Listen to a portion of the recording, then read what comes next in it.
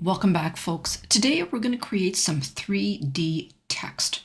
So I have a YouTube workspace here and I'm going to go to text. I'm going to place some text on my workspace. It's just a text box.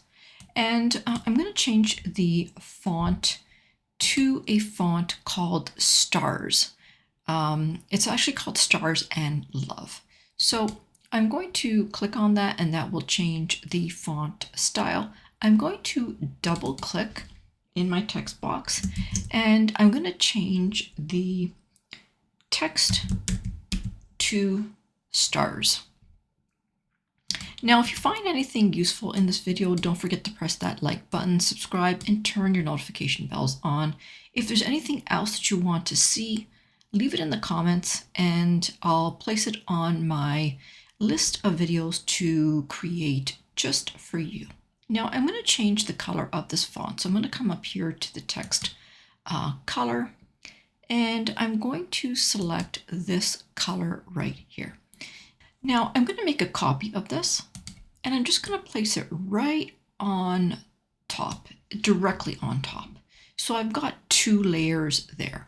I'm going to go to position and layers and I'm going to select the bottom layer.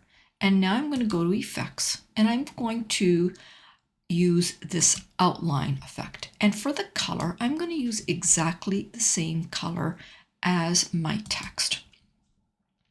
I'm now going to go back to my positions. Now we can do this one of two ways. I can either click and grab the top layer, and to just make sure that we have the top layer selected, I'm going to click position and there it is. I've got the top layer selected.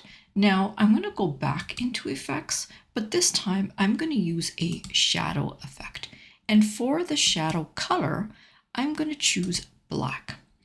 Now we have a whole bunch of settings over here. So what I'm going to do is I'm actually going to, first of all, reduce the offset. And for the direction, I'm actually going to try and make it so that it is right over top.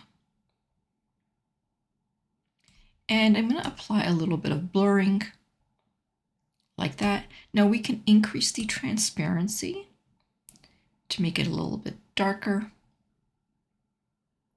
And again, we can just play around with the direction to make it seem like you're getting a 3D effect. And that's about it. So what did you think of this tutorial?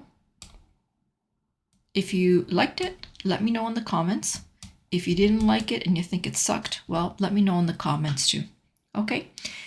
For now, my friends, I will say bye-bye until next time.